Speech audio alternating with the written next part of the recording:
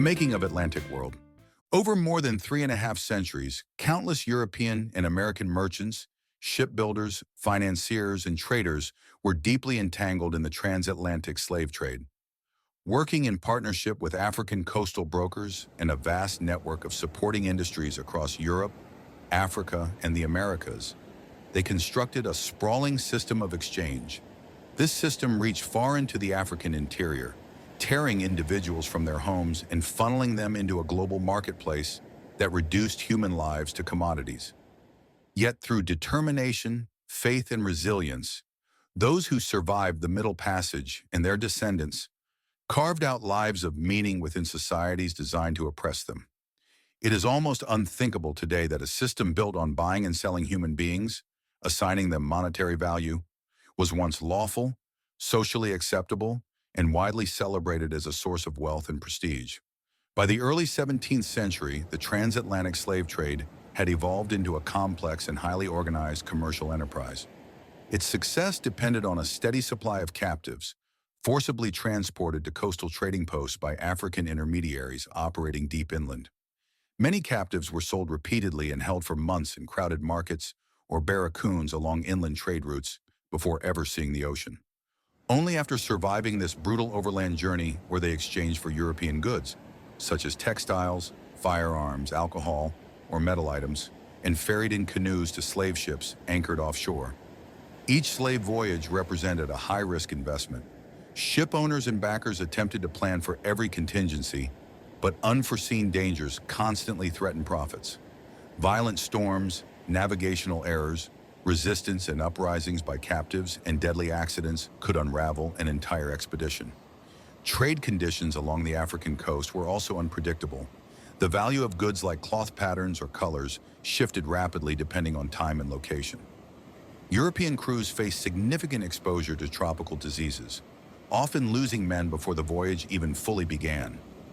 The deaths of skilled sailors, surgeons, captains, or large numbers of captives posed the greatest financial risk. Crews were often a mix of seasoned and inexperienced sailors, making slave ships volatile spaces marked by violence, illness, and fear. Despite these dangers, the trade remained enormously profitable. Captains faced a grim contradiction.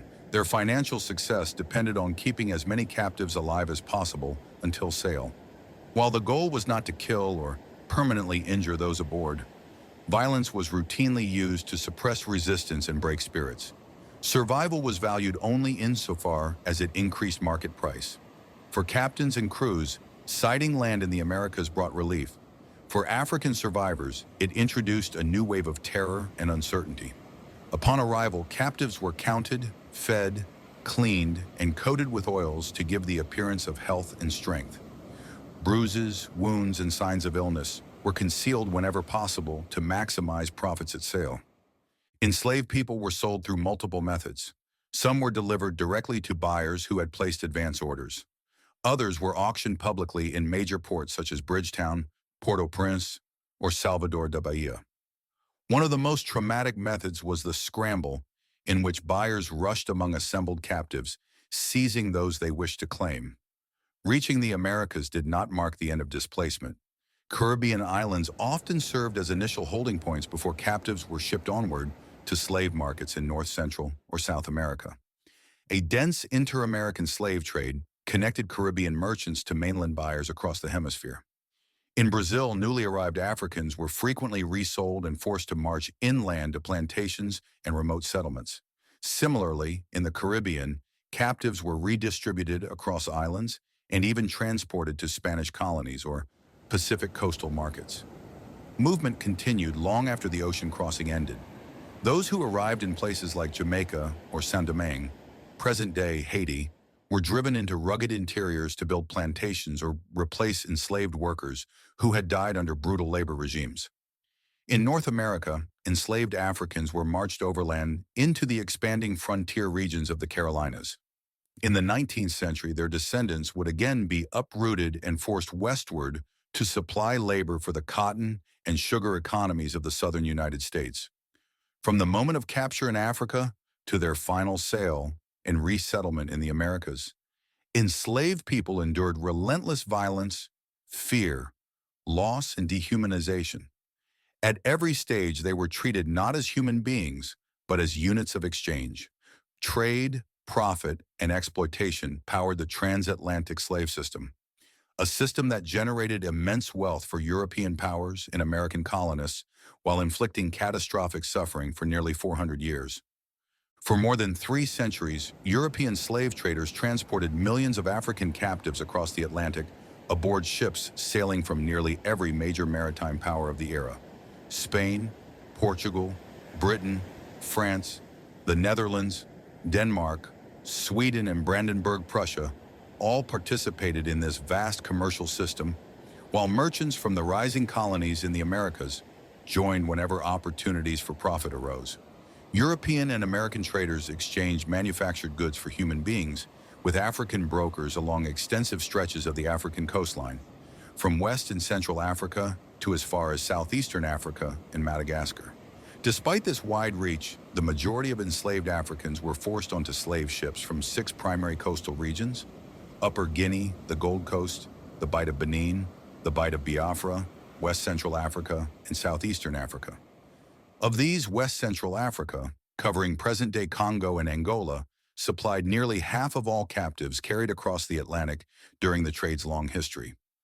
The Bight of Benin, encompassing modern Togo, Benin, and western Nigeria, and the Bight of Biafra, stretching across parts of today's Nigeria, Cameroon, and Gabon, accounted for roughly another quarter of all embarkations. These coastal departure points, however, rarely reflected the true homelands of those enslaved. Vast inland networks of slave routes transported captives from deep within the continent, funneling them toward coastal markets far removed from their places of birth. By the time Africans arrived at the coast, many had already survived harrowing journeys marked by violence and deprivation. Following their capture, they were often moved through unfamiliar territories and across multiple African societies, sometimes over the course of months or even years. Some were marched only short distances, while others were forced to travel hundreds of miles, bound together with ropes, chains, or wooden restraints. Long before encountering European ships or the Atlantic Ocean, these men, women, and children had endured repeated trauma. Forms of servitude had existed within Africa long before European involvement. Indigenous systems of slavery were diverse and varied greatly across regions. Africa also had long-established slave routes, including those across the Sahara Desert and along the Nile River. These systems, however, differed fundamentally from the racialized, hereditary slavery developed by Europeans to support plantation economies in the Americas. African slavery took many forms, ranging from kin-based dependency to full chattel slavery. Individuals might fall into bondage due to poverty, debt, or pawnship arrangements, some of which were temporary. Others were enslaved through warfare, raids, or kidnapping. Children were sometimes sold during times of famine, and large slave holdings existed in certain regions, particularly near trans-Saharan trade zones. There was no single uniform model of slavery across the continent. The arrival of European traders radically altered both the scale and purpose of African slavery. Initially, Europeans acquired enslaved Africans in limited numbers, alongside other commodities. These captives were obtained from African and Arab traders who had sourced them through internal conflicts and political upheaval, including the decline of major African empires such as Ghana, Mali, and Songhai. Early European purchasers used enslaved Africans primarily for domestic labor in Europe and on Atlantic islands such as Madeira, the Canaries, and São Tomé. The colonization of the Americas, and particularly the rise of sugar plantations, transformed this modest trade into a massive transatlantic enterprise. Demand for labor surged, and with it came an unprecedented escalation in the forced removal of Africans. While some African societies resisted participation in the trade, many coastal communities engaged with European merchants and benefited materially from the exchange. Europeans offered sought-after goods, cloth, metal tools, alcohol, and firearms in return for captives. Without African intermediaries who controlled access to inland populations, European traders would have been unable to obtain large numbers of enslaved people. Likewise, without European goods, African traders would have lacked incentives to intensify slave raiding and warfare. Beneath this commercial exchange lay deep power imbalances and widespread violence. European traders forged alliances with African leaders, supplying weapons that enabled raids against rival communities in exchange for captives. Over time, powerful slave trading states such as Asante and Dahomey emerged, dominating internal trade routes and consolidating authority through warfare and enslavement. European demand thus fueled instability and expanded slavery within Africa itself. The constant threat of raids and kidnappings devastated many African communities. Some attempted to defend themselves by arming their populations or participating in the slave trade to avoid victimization.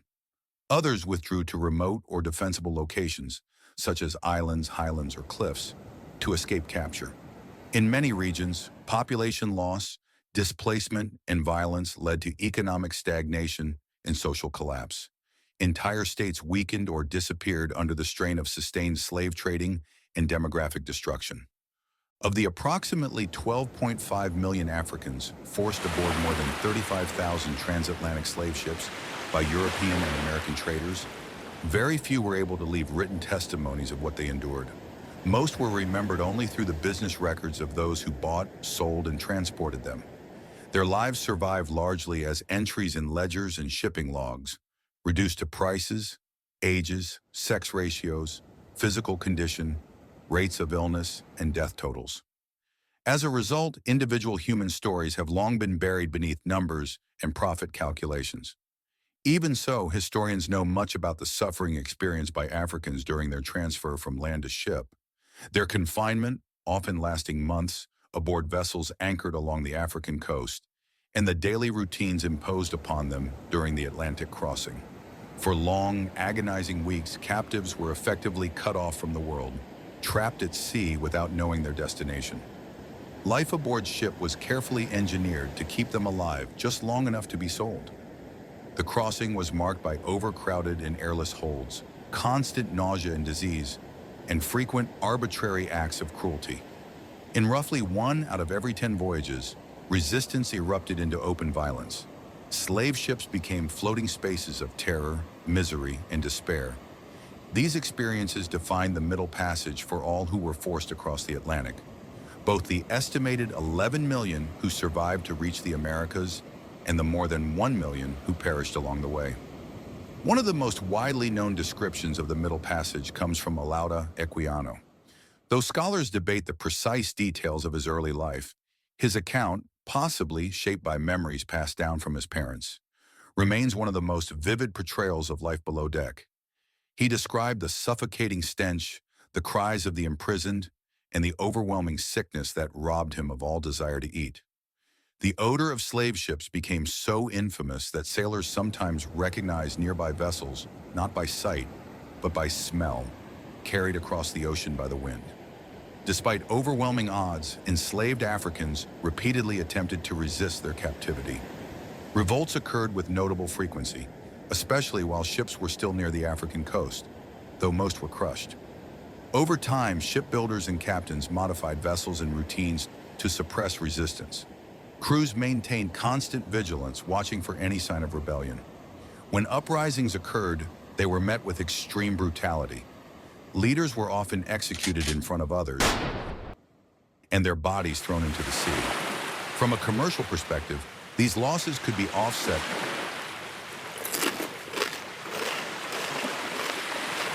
by insurance policies held by European investors. Within the logic of the trade, African men, women, and children were classified as cargo, insured property with assigned monetary value. For centuries, European and American governments upheld laws defining enslaved Africans as legally owned commodities. Because captives vastly outnumbered crew members, traders relied on relentless control systems to maintain order. Chains, shackles, firearms, and harsh discipline were essential to preventing revolt. Captains developed rigid routines for feeding, exercising, and confining captives. When conditions allowed, chained men were brought on deck in small groups to move their bodies, though this did little to relieve the suffering of prolonged confinement below deck. Most of the voyage was spent shackled in cramped rows, fed minimal rations, and deprived of movement. Women and children were often kept less tightly restrained than men, But this relative mobility offered no protection. Without legal rights or safeguards, African women and children were vulnerable to sexual violence by crew members throughout the voyage. Meanwhile, the ship's conditions encouraged the rapid spread of disease, particularly dysentery, known at the time as the bloody flux. Illness weakened many and killed countless others. Some captives resisted the horror of the crossing through hunger strikes or suicide, choosing death over bondage. The true toll of the transatlantic slave trade extended far beyond those who died at sea. Death also claimed those killed during raids on African communities, those who perished during forced marches to the coast, and those who died shortly after arrival in the Americas. The Middle Passage was only one segment of a prolonged ordeal. Many captives died along inland routes, crossing deserts, forests, and rivers, weeks or years after their initial capture, before ever seeing a European ship. Although the majority of Africans survived the Atlantic crossing, more than 1 million did not. Those who disembarked were often severely weakened, malnourished, and ill. High death rates in the first years after arrival in places like Brazil and the Caribbean were frequently the result of the cumulative trauma suffered in Africa and aboard ship, rather than conditions encountered immediately in the Americas. Nor did the Middle Passage end upon reaching shore. From American ports, survivors were transported again, by river, road, or sea, to plantations, mines, workshops, and households throughout the New World. For many who endured the Atlantic crossing only to face brutal labor and exploitation, the suffering of the Middle Passage may have seemed never truly to end. The transatlantic slave trade was not an accident of history. It was a vast, organized system built on profit, power, and human suffering. For nearly 4 centuries, millions were torn from their homes, forced across oceans, and reduced to property within a global marketplace. Yet even within this machinery of exploitation, enslaved Africans resisted, endured, and laid the foundations for cultures and communities that survive to this day. The Atlantic world was built through violence and greed, but it was also shaped by resilience, memory, and the unbreakable will to remain human.